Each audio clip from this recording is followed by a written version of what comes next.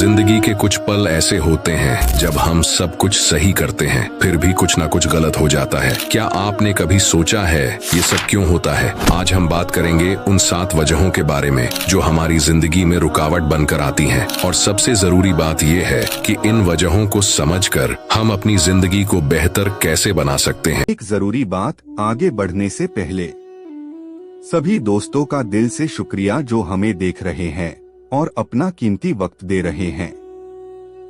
आप सबका प्यार और सपोर्ट हमारे लिए बेहद अहमियत रखता है। आपसे गुजारिश है कि हमारे चैनल इमरान मोहम्मद एहसान को सब्सक्राइब करें और अपने दोस्तों के साथ शेयर करके हमारी मदद करें ताकि हम मेस्ट इंफॉर्मेटिव और इस्लाम की रोशनी से भरपूर वीडियोस आप तक लाते रहे। जज़ाकल्लाहु खैर। तो क्या आप तैयार हैं इस राज को जानने के लिए? नंबर 1, डिस्टेंस फ्रॉम अल्लाह। आपने कभी सोचा है कि क्यों हमारी जिंदगी में हमेशा कुछ न कुछ गलत होता रहता है?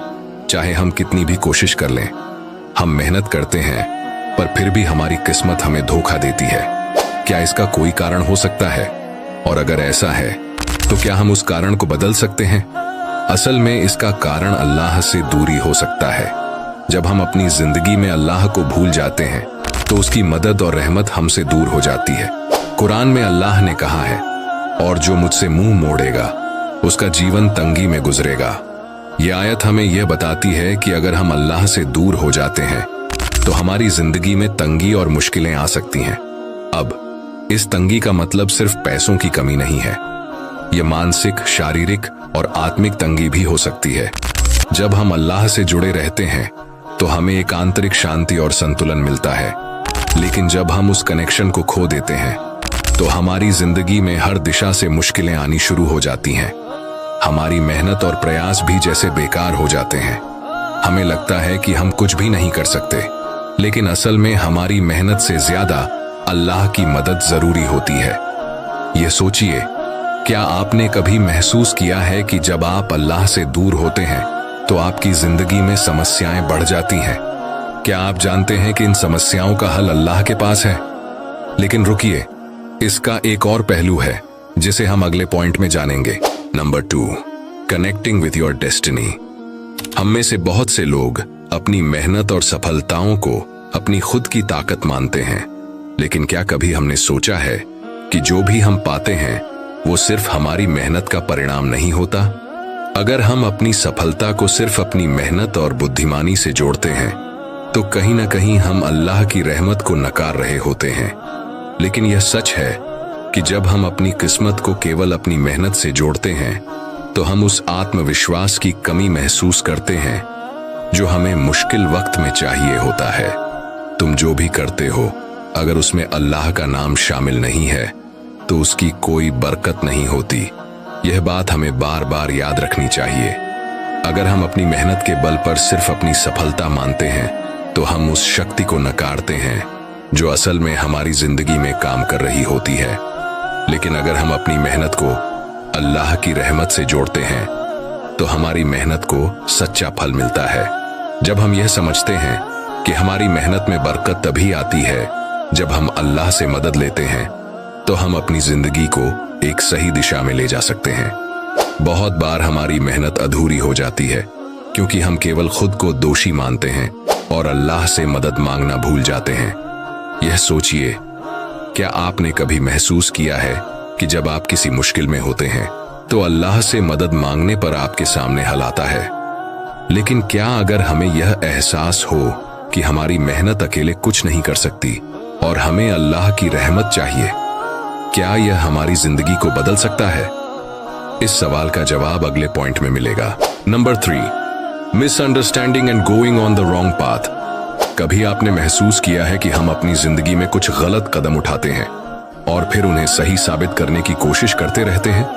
हम सोचते हैं कि हम सही रास्ते पर हैं, लेकिन धीरे धीरे हमें एहसास होता है कि वह रास्ता गलत था। क्यों ऐसा होता है? कभी कभी हमारी आंखों पर ऐसे पर्दे पड़ जाते हैं कि हम सही और गलत में फर्क नहीं कर पाते। हम अपने रास्ते को खुद तय करने की कोशिश करते हैं, लेकिन यह रास्ता कहीं ना कहीं अल्लाह की इच्छा से भटकता हुआ होता है और यही हमारी मुश्किलों का कारण बनता है। कुरान में अल्लाह ने कहा है, जिसे अल्लाह हिदायत दे वह सच्चे रास्ते पर होता है, और जिसे वह गुमराह कर दे वह कभी भी सही रास्ता नहीं पा सकता। हम जब अपनी जिंदगी में अपनी इच्छाओं और ख्वाहिशों के पीछे दौड़ते हैं तो हम उस रास्ते पर चलने लगते हैं जो हमें सही नहीं लगता, लेकिन फिर भी हम उसे अपनाने लगते हैं। हमारी यह गलतफहमी हमें मुश्किलों में डाल देती है। जब हम किसी ऐसे रास्ते पर चल रहे होते हैं जिस पर अल्लाह की रजा नहीं होती तो हमारा मन कभी शांति नहीं पाता। हम अंदर से परेशान रहते हैं, लेकिन हमें इसका कारण समझ में नहीं आता। यही समय होता है जब हमें अपनी दिशा बदलने की जरूरत होती है। लेकिन क्या हम उस दिशा को बदलने के लिए तैयार हैं? क्या हम उस गलत रास्ते से लौटकर सही रास्ते पर आ सकते हैं? इस सवाल का जवाब हमें अगली बात में मिलेगा। Number 4, pride and ego of the heart. हम सब में एक खास बात होती है और वह है अहंकार। जब हम किसी चीज में सफल होते हैं तो हमारी खुशी के साथ साथ हमारा घमंड भी बढ़ जाता है। हम सोचते हैं कि हम दुनिया के सबसे बड़े इंसान हैं और हमें किसी की मदद की जरूरत नहीं है। लेकिन क्या आपने कभी महसूस किया है कि हमारा घमंड हमें परेशानी में डाल सकता है? ऐसा क्यों होता है? कुरान में अल्लाह ने घमंड के बारे में साफ साफ कहा है। वह इंसान समझता है कि उसे कुछ भी नहीं खोना है और वह अपनी शक्ति और अहमियत पर गर्व करता है। जब हम अपने दिल में घमंड पालते हैं तो हम अपनी ताकत और सफलता को अपनी मेहनत से जोड़ने लगते हैं। हमें लगता है कि हम जो कुछ भी कर रहे हैं वह सिर्फ हमारी मेहनत का नतीजा है, और हम भूल जाते हैं कि हमारी असली ताकत अल्लाह के हाथ में है। यह घमंड हमें ऐसे रास्तों पर ले जाता है जो हमें सिर्फ और सिर्फ दुख देते हैं। जब हम घमंड में जीते हैं तो हमारी आंखों से सच्चाई की रोशनी छुप जाती है। हम अपने आप को सबसे अच्छा मान लेते हैं और किसी भी मुश्किल से निपटने के लिए खुद को जिम्मेदार समझते हैं। लेकिन क्या अगर यह घमंड हमें और भी बड़ी परेशानियों में डाल रहा है? यह सोचिए, क्या हम अपनी जिंदगी के इस अहंकार से बाहर आ सकते हैं? क्या हम समझ सकते हैं कि हमारी असल ताकत अल्लाह से जुड़ी हुई है? इस सवाल का जवाब अगले पॉइंट में मिलेगा। Number 5, laziness and wasting time. हम सबको यह लगता है कि हमारी जिंदगी में अगर हमें कोई चीज नहीं मिलती या कोई लक्ष्य हासिल नहीं हो पाता तो उसकी वजह कोई बाहरी परिस्थिति या कारण होता है। लेकिन क्या आपने कभी सोचा है कि कभी हमारी असफलता का कारण सिर्फ हम ही होते हैं? और क्या आप जानते हैं कि यह आलस्य और समय के गंवाने की वजह से होता है? कुरान में अल्लाह ने हमें यह याद दिलाया है, तुम्हारे लिए काम करने का समय ही सबसे कीमती है। हम में से बहुत से लोग सोचते हैं कि कल करेंगे, और बस इसी सोच में हम समय गवा देते हैं। आलस्य और समय के गंवाने की आदत धीरे धीरे हमारी जिंदगी में एक बड़ी समस्या बन जाती है। हम जो काम आज कर सकते हैं उसे कल के लिए छोड़ देते हैं और फिर वह कल कभी नहीं आता। यह सिर्फ एक आदत नहीं होती, बल्कि यह हमारी नीयत की कमजोरी को भी दिखाती है। हम में से बहुत लोग आज भी यही सोचते हैं कि भविष्य में हमारे पास समय होगा, लेकिन क्या अगर वह समय हमारे पास कभी ना आए? क्या अगर हम अब उस समय को गवा रहे हों जो अल्लाह ने हमें दिया है? यह सोचिए, क्या हम इस आलस्य और समय के गंवाने की आदत से बाहर आ सकते हैं? क्या हम अपनी जिंदगी को सही दिशा में ले जाकर अपनी मेहनत को अल्लाह की रजा से जोड़ सकते हैं? इस सवाल का जवाब अगले पॉइंट में मिलेगा। Number 6, compare with others. कभी कभी हमारी जिंदगी में हमें लगता है कि दूसरे लोग हमसे ज्यादा बेहतर हैं या उनकी जिंदगी हमसे ज्यादा आसान है। हम अपनी जिंदगी में उनकी कामयाबी और खुशियों से तुलना करने लगते हैं। यह तुलना हमें अंदर से असंतुष्ट करती है और हम सोचने लगते हैं कि हमारी मेहनत बेकार है। लेकिन क्या यह सच है? क्या हमें अपनी जिंदगी को दूसरों से तुलना करके जीना चाहिए? कुरान में अल्लाह ने कहा, तुम अपनी जिंदगी को दूसरों से तुलना करके नहीं देख सकते। हर इंसान की अपनी किस्मत और रास्ता है। जब हम अपनी जिंदगी में दूसरों से तुलना करते हैं तो हम अपनी अच्छाइयों और सफलता को नजरअंदाज कर देते हैं। हम भूल जाते हैं कि हर इंसान की जिंदगी अलग होती है और हमें अपनी मेहनत और कामयाबी का मापदंड खुद बनाना चाहिए। यह तुलना हमें आत्मविश्वास की कमी महसूस कराती है और हम अपनी मेहनत पर संदेह करने लगते हैं। क्या आप जानते हैं कि जब हम दूसरों से तुलना करते हैं तो हम अपने आप को उस रास्ते से भटका लेते हैं जिस पर अल्लाह ने हमें चलने के लिए कहा है।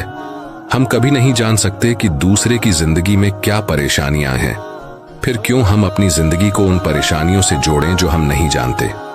यह सोचिए, क्या हम अपनी जिंदगी को दूसरों से तुलना किए बिना अपनी मेहनत और मेहनत की ईमानदारी से आगे बढ़ा सकते हैं? इस सवाल का जवाब हम अगले पॉइंट में जानेंगे। Number 7, trust and reliance on Allah. अब तक हमने जो कारण देखे वो हमें यह बताते हैं कि हमारी जिंदगी में कितनी मुश्किलें आ सकती हैं। कई बार हम अपनी मेहनत और सोच में खो जाते हैं, लेकिन हमें यह समझने की जरूरत है कि असलियत में हमारी सफलता का मुख्य कारण अल्लाह पर भरोसा है। अगर हमारी नीयत सही है और हम अपनी जिंदगी को अल्लाह के हुक्म के अनुसार चलाते हैं तो कोई भी मुश्किल हमें हरा नहीं सकती। कुरान में अल्लाह ने कहा, तुमसे जो हो सके वह कोशिश करो और अल्लाह पर भरोसा रखो। यह आयत हमें बताती है कि हमें अपनी पूरी कोशिश करनी चाहिए, लेकिन साथ ही हमें यह भी याद रखना चाहिए कि हमारे प्रयासों का फल केवल अल्लाह के हाथ में है। जब हम अपनी मेहनत में अल्लाह का नाम शामिल करते हैं तो हम अपनी सफलता और असफलता दोनों को उसी के हाथों में सौंप देते हैं। यही हमें सच्चे दिल से तवक्कुल यानी भरोसा करने की सलाह देती है।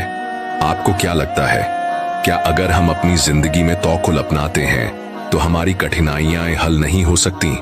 क्या अगर हम पूरी तरह से अल्लाह पर भरोसा करें तो हमारी मेहनत और संघर्ष में वो आशीर्वाद नहीं मिल सकता? जब हम अल्लाह पर भरोसा रखते हैं तो हमारी जिंदगी में आंतरिक शांति आती है।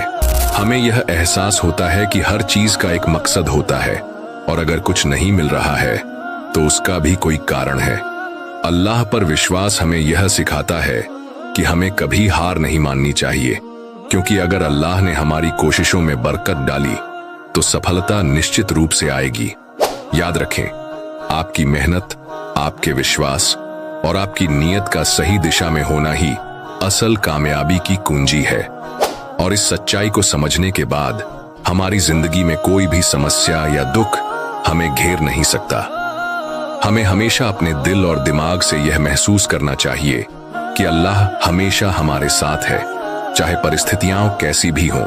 लिहाजा आज से ही इन वसूलों को अपनी जिंदगी का हिस्सा बनाएं। ये अमल न सिर्फ आपको सुकून देगा बल्कि आपकी जिंदगी को बेहतर और आसान करेगा। और याद रखें, अगर आपको ऐसा लगे कि मुश्किलें आपको घेर रही हैं तो अल्लाह से मदद मांगे, क्योंकि अल्लाह हमेशा हमारे साथ है। उम्मीद है कि हमारी ये वीडियो भी भरपूर लाइक करेंगे और अपने चाहने वालों के साथ शेयर करेंगे। आप लोगों के प्यार भरे कमेंट्स के लिए दिल से शुक्रिया। अल्लाह आपको हमेशा अपनी हिफाजत में रखे। अगली वीडियो में आपसे मुलाकात होगी, तब तक के लिए अस्सलामु अलैकुम वरहमतुल्लाहि वबरकातहू।